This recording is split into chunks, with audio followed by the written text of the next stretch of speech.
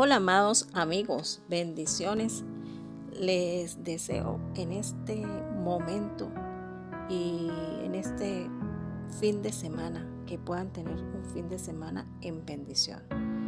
Le damos gracias a Dios por la vida y por tenernos aquí de nuevo escudriñando su palabra. Cuán importante, más que para Dios, mucho más para nosotros es escuchar esta palabra, tener interés por la vida de Jesús, saber de Él, saber de la vida de Jesús, saber de su obra, de qué hablan a través de estos libros y qué nos explica, qué nos narra el libro de Mateo de la vida de Él, del Mesías, del que en muchas partes están esperando. Pero nosotros sabemos que ya Él ha venido y nos ha dado palabras y palabras de vida eterna. Es por esto que hacemos esta voz para anunciarte las virtudes de aquel que nos llamó de las tinieblas a la luz. Él quiere sacarnos de aquellas tinieblas, de aquella oscuridad, de aquella ignorancia que muchas veces tenemos. No conocemos todo. Es preciso que podamos conocer lo más básico que nos dio el Señor, que es su palabra.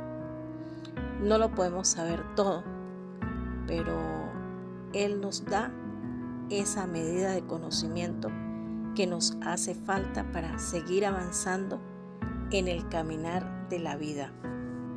En esta ocasión estamos en el capítulo 5 de Mateo. Nos describe cómo Él nos bendice aún más de lo que pensamos. Pues para aquellos que dudan de la palabra bienaventurado, que no saben o no han escuchado o no han averiguado su significado, aquí tenemos el significado investigado. Quiere decir bendecido, feliz o dichoso. Bien, esta expresión se deriva del latín beatus. En griego es traducida como bienestar espiritual y prosperidad. Para los que se asustan por la palabra prosperidad, vamos a ver cuál es la prosperidad que el Señor quiere para nuestras vidas. El mundo te dice, eres próspero, estás progresando por lo que te ve, por tus logros, y de hecho en cierta manera es aceptable, mientras esa prosperidad no comprometa tu vida, no comprometa tu integridad. Dice su palabra, la bendición de Jehová es la que enriquece y no añade tristeza con ella. Así que podemos diferenciar lo que es la prosperidad. Cuando viene de Dios, no te va a entristecer. Tú puedes tener todas las riquezas acumuladas y todos los bienes acumulados y todo lo que tú hayas logrado. Pero si es eso lo que te está haciendo entristecer, lo que te quita la paz, lo que te roba la tranquilidad, el bienestar familiar, esa prosperidad, esa bendición que entre comillas no viene del Altísimo, no viene de Dios, porque Él no te va a dar nada imperfecto. Él te da una riqueza de manera de que no puedas tener o no tengas que estar atormentado ni triste. Y es que debemos identificar qué es lo que necesitan nuestras vidas, porque podemos tener mucho talento para predicar, podemos tener mucha elocuencia, que podemos tener muchos negocios, pero si no tenemos a Dios en nuestras vidas, eso es lo que nos hace falta y lo que más le hace falta al ser humano en el día de hoy, porque a veces nos vemos comprometidos a hacer cosas para poder obtener esas riquezas, y eso es lo que no quiere Dios, que esas riquezas te traigan consecuencias que después vayas a lamentar. Vamos a lo que dice en el versículo 3 cuando Jesús enseñaba las bienaventuranzas. Dice el 3. Bienaventurados los pobres en espíritu, porque de ellos es el reino de los cielos. En nuestra visión, un pobre, naturalmente, podríamos decir que es una persona que no tiene nada, que tiene es necesidad, ¿sí? Y nos podríamos preguntar en el día de hoy, ¿cómo puede ser bienaventurado un pobre? ¿Qué es lo que te hace ser pobre en cualquier ámbito, tanto material como espiritual? Mira, la necesidad del hombre en su vida de ese bien que Dios le da es indiscutible. Hay necesidad de paz, de amor, tanto en nosotros como en los que nos rodean. He escuchado personas decir, voy a evitar decir esto para no herir el corazón de tal o cual persona. Voy a evitar hacer esto para no herir el corazón de tal persona. Aunque nosotros pudiésemos controlarnos, tomar control en esa área, muchas veces nos equivocamos, ¿verdad? Y herimos a las personas. El Señor no, el Señor nos hace bien por donde quiera que te encuentres. Él no va a rematarte en el momento de tu error o cuando algo o alguien ya te mató. Él no te va a rematar a ti. Él va a levantarte para que tú continúes y te va a ayudar y va a estar contigo. Cuando lo recibimos, dice, Él estará con nosotros hasta el fin de nuestros días. Sabemos que hay cosas que pasan a nivel mundial que nos oprimen, que angustian nuestro día a día, pero ten confianza en el Señor. Aférrate a su palabra, aférrate a lo que Él te habla. Créele más a Él. Él sabe que eres un necesitado de conocimiento de Él, de conocimiento de su amor, que por esta razón caemos tantas veces, pero conociendo su amor es que vamos aprendiendo que debemos corresponder a ese amor que Él nos ha dado. No por obligación, no por estar por obligación, sino por ese amor que Él nos ha dado, nosotros llegamos a corresponderlo. Él sabe que eres un necesitado. Fíjate que la persona habla en su amargura porque hay una necesidad en él. Bien sea necesidad de perdón, tendrá una herida y una persona herida hiere al que lo rodea. La necesidad del amor es indiscutible. Todos, absolutamente todos somos necesitados, pobres en espíritu, muchas veces para dar y para recibir el amor de Dios. Y vamos a ser bienaventurados en esa área. Dice aquí, ¿no? Aquí dice bienaventurados los pobres en espíritu. Cuando hay ese quebranto en nuestras vidas, esa área de nuestras vidas que se doblega porque estamos necesitados, el Señor suple esa área hasta rebosar, que sientas la capacidad de perdonar, de abrazar y de dar aún cuando no eres correspondido o recompensado por los demás, porque muchas veces queremos la recompensa, pero Dios sí te recompensa. El hombre no te recompensa como te recompensa Dios. Así use a las personas para también recompensarte. Dios te enriquece, te bendice mucho más de lo que imaginas. Esa pobreza que hay en nuestro interior, esa la llena Dios. En varias áreas. Aprovecho en este momento para recordar que hemos escuchado decir que el Evangelio no se trata de nosotros, sino que se trata de Jesús, de Cristo. Claro que sí, se trata de Él, pero también se trata de ti y de mí. Se trata de nuestra persona, de aquello que te ata, de lo que no has podido superar. Entonces Jesús vino a bendecirnos mucho más allá de lo que nosotros pensamos. Si no se tratara de tu vida y la mía, ¿cuál sería entonces la razón por la que vino Jesús? No es por nosotros, no ha soportado todo por amor, no es por nosotros, no ha soportado todo por amor. Es más, aquellos que dicen, no amen el mundo. Claro, no hay que amar lo que destruye, pero sí lo que construye vida, sí lo que bendice, lo que trae paz.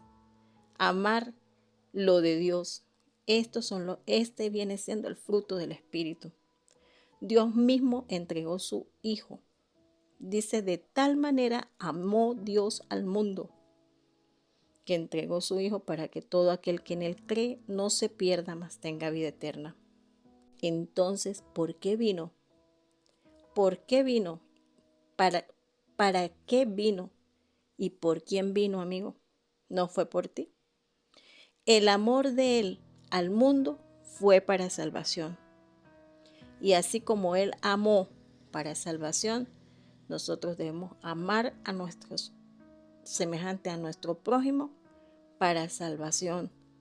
Y nosotros estamos aquí en este mundo, pero es importante mantenernos firmes, mantenernos en la línea, en el amor que es benigno, que no pretende solamente lo suyo, que perdona. Eso nos habla en 1 Corintios 13, nos habla del amor, el verdadero amor.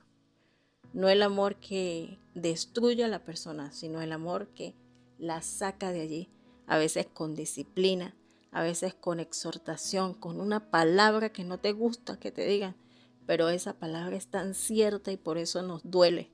Y entonces debemos asumirla, debemos apropiarnos de esa palabra que nos está dando Dios a través de alguna persona que te habla para salir del error, muchas veces del tormento, de la preocupación, del caos que muchas veces hay en nuestras vidas. ¿Será que hay caos aquí en este mundo? ¿Será que hay necesidad, que somos pobres en espíritu? Te puedes preguntar eso. En este momento nos preguntamos eso. ¿Será que de verdad estamos necesitados? Porque a veces lo tenemos todo y creemos y sentimos que no necesitamos más nada. Pero sí hay necesidad dentro de nosotros que solamente la suple el Espíritu Santo, el Espíritu de Dios. Y por otro lado nos dice que aquellos que sufren, que lloran, recibirán consolación. ¿Cómo será eso? En el dolor, el Espíritu Santo obra para que sean consolados. Él tal vez no te va a resolver, porque hay cosas que nosotros tenemos que dar el paso, tomar decisiones, determinaciones en nuestra vida para poder salir del lugar de oscuridad en que nos metimos. Pero Él sí te da consuelo para salir de esa situación, te habla para que puedas tener esa guía, porque Él es así como Él consuela, Él nos guía para resolver esas situaciones. El mismo Espíritu de Dios nos guía en las dificultades. Y vamos al otro versículo 5. Dice que bienaventurados los mansos, porque ellos recibirán la tierra por heredad. Manso no es que eres débil, sino que tu espíritu es sumiso a tu Creador, a tu Hacedor. Esto es un fruto del Espíritu Santo. Puedes tener el poder bajo el control de Él. Él es el que toma este lugar cuando tú permites que entre en esa vida, en esa casa, en esa nación. Implica tener bondad, serenidad, dominio propio en situaciones difíciles. Y volvemos otra vez a esa frase que hemos escuchado. Para los que dicen que no se trata de ti, que el evangelio no se trata de ti, que no se trata de tu vida, de lo que tú haces. Si el Espíritu Santo obra en cada uno de forma individual, ¿cómo no se va a tratar de nosotros, de cada uno de nosotros? Qué bueno que cuando no soportas las palabras y maltratos de otra persona, el Espíritu Santo te da esa capacidad de responder con sabiduría y calma, en lugar de seguir alimentando la ira o resentimiento. Esto nadie de tu alrededor lo puede hacer por ti. Dice la palabra que Él nos ayuda. Tal vez estarás pensando, nosotros no somos ejemplares, y es verdad, nosotros tenemos errores. Por donde quiera que nos vean muchas veces, hay muchas equivocaciones en nosotros. Pero en esto es excelencia Jesús. Fue el mejor en dar testimonio, siendo carne igual que tú y yo. De hecho, lo afirma en Mateo 11:29. Llevad mi yugo sobre vosotros y aprended de mí, que soy manso y humilde de corazón, y hallaréis descanso para vuestras almas. Bueno, tenemos el ejemplo perfecto, amado. El ejemplo que tenemos que poner, como decía el apóstol Pablo, la mirada en Jesús. Hay muchas cosas que puedes identificar que te están llevando a un mar de ira, de oscuridad, de perversidad. Y en Gálatas 5 nos habla de los frutos, del fruto de la carne. Si vivimos con ira, con enojo, con pleito todo el día, con contiendas, disensiones, dice la palabra, eso sale de nuestra naturaleza, de nuestra carne. ¿Será que nosotros podemos cambiar eso?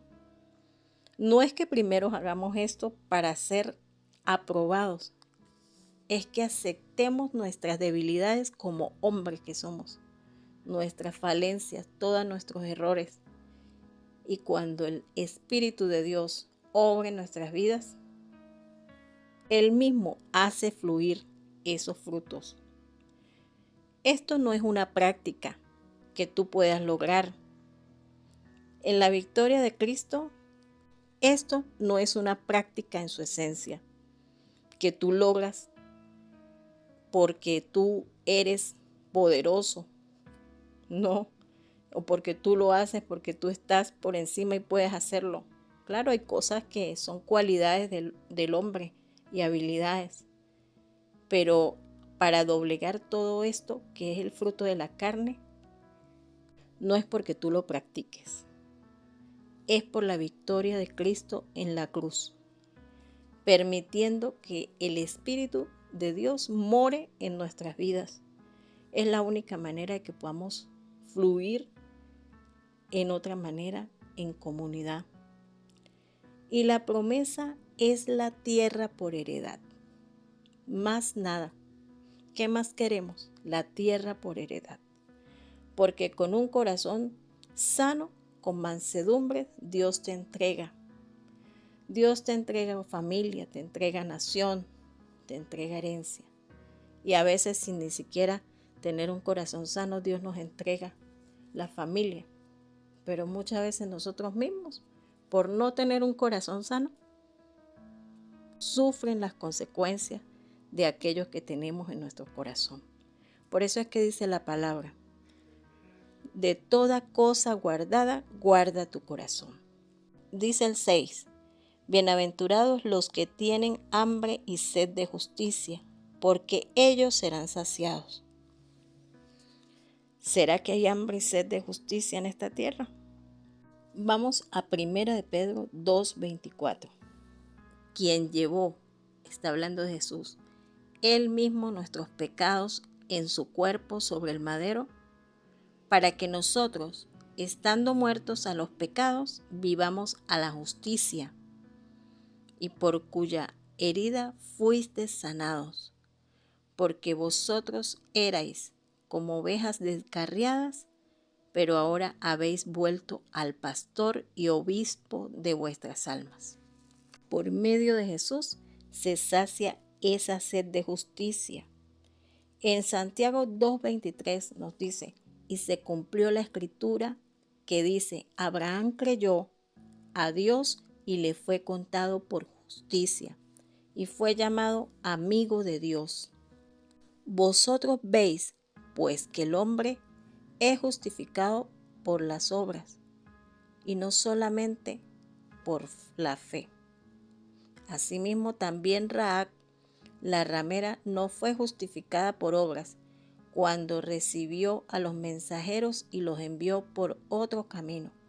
Porque como el cuerpo sin espíritu está muerto, así también la fe sin obras está muerta. Quiere decir que aquella fe que tenemos tiene que manifestar la obra de Dios en nuestras vidas. Tiene que manifestarse la obra. ¿Tú quieres que Dios te llame tu amigo? Créele a Dios. Escúchalo, conócelo. Conoce el Espíritu Santo. Pídele al Señor que te revele la palabra, que te revele el Espíritu Santo, porque muchos de nosotros nos cuesta leer la palabra porque hay cosas que no entendemos. Y por eso es que en este espacio de no sé cuánto tiempo vamos a durar terminando este libro, pero aprovechamos para conocerle a través de esta palabra que nos habla. ¿Cómo puedes conocer a alguien si esa persona no se expresa contigo? No se expresa ni en sentimientos, ni hablándote, ni estando a tu lado. ¿Cómo puedes conocer a alguien que no le prestas atención ni pasas tiempo con él? ¿Cómo lo podemos conocer? De esa manera no lo podemos conocer. Tenemos que pasar tiempo, apartar un tiempo de nuestro día a día para oírle, para conocerle. Pues es Él el que nos ha salvado, amados, no por nosotros mismos. Mira lo que dice en Tito 3, a partir de el 3 al 5, dice, porque nosotros también éramos en otro tiempo insensatos, rebeldes, extraviados, esclavos de concupiscencia y deleites diversos, viviendo en malicia, envidia, aborrecibles y aborreciéndonos unos a otros. Pero cuando se manifestó la bondad de Dios, nuestro Salvador, y su amor para con los hombres, nos salvó no por obras de justicia que nosotros hubiéramos hecho, sino por su misericordia, por el lavamiento de la regeneración y por la renovación en el Espíritu Santo, el cual derramó en nosotros abundantemente por Jesucristo nuestro Salvador, para que, justificados por su gracia, viniésemos a ser herederos conforme a la esperanza de la vida eterna. Si fuésemos nosotros, amados, que implantáramos justicia, si fuese por nosotros la justicia, nosotros muchas veces no tenemos compasión, porque la justicia del hombre es como trapo inmundo, dice la palabra. No es que tú o que yo somos justos, sino Él nos ha arropado en justicia, en el poder del Hijo del Dios vivo. Mira lo que dice en 2 de Timoteo 4:8. Por lo demás, me está guardada la corona de justicia, la cual me dará el Señor, juez justo, en aquel día, y no solo a mí, sino también a todos los que aman su venida. Esto lo dice en una de las cartas de las epístolas escritas por el apóstol Pablo, en este caso Timoteo. Y el versículo 7 nos dice, bienaventurados los misericordiosos, porque ellos alcanzarán misericordia. Bienaventurados los de limpio corazón, porque ellos verán a Dios. ¿Qué es ser misericordioso? ejemplo de excelencia, Jesús. Ahí no hay más para dónde irnos. Tenemos a Jesús, pues Él se compadeció de nuestros sufrimientos y de las miserias que no eran suyas. Tuvo compasión, piedad, clemencia, bondad, lástima, tanto así que dijo: Padre, perdónales porque no saben lo que hacen. No saben lo que hacen. ¿Has tenido tu misericordia con aquellos que sufren las consecuencias de su maldad? Por aquellos que no han conocido el amor, sino maltratos, o que simplemente llevan en su corazón el odio multiplicado. El Señor nos invita a orar por nuestros enemigos.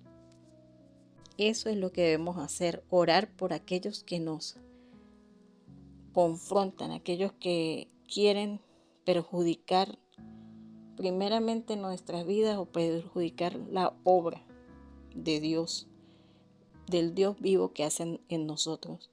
Si Él se ha apiadado de ti, no mirando tus miserias, hagamos igual. Que sea el Espíritu Santo fortaleciéndonos para el perdón. ¿Cuál es la promesa? Alcanzarán misericordia. Y los de limpio corazón. Hay un corazón limpio en nosotros. Si está limpio, no hay nada que contamine tu organismo. Una pequeña basurita, un punto de contaminación nos echa a perder todo. ¿Quién nos ayuda? El Espíritu Santo. Nos hace sacar la basura de nuestras vidas. Ejemplo, la maledicencia, el enojo, las iras, las contiendas, los pleitos. Ya lo habíamos nombrado. Revísalo en Gálatas 5:19. Y por otro lado, los pacificadores. En los últimos versículos, en el 9 y 10, dice: bienaventurados los pacificadores, porque ellos serán llamados hijos de Dios. Bienaventurados los que padecen persecución por causa de la justicia, porque de ellos es el reino de los cielos. Y bienaventurados sois cuando por mi causa os vituperen y os persigan y digan toda clase de mal contra vosotros, mintiendo. Gozaos y alegraos, porque vuestro galardón es grande en los cielos, porque así persiguieron a los profetas que fueron antes de vosotros. ¿Qué son los pacificadores? En otro modo de decirlo, generadores de paz, usando recursos como el diálogo, la empatía, reconciliación, prevenir conflictos.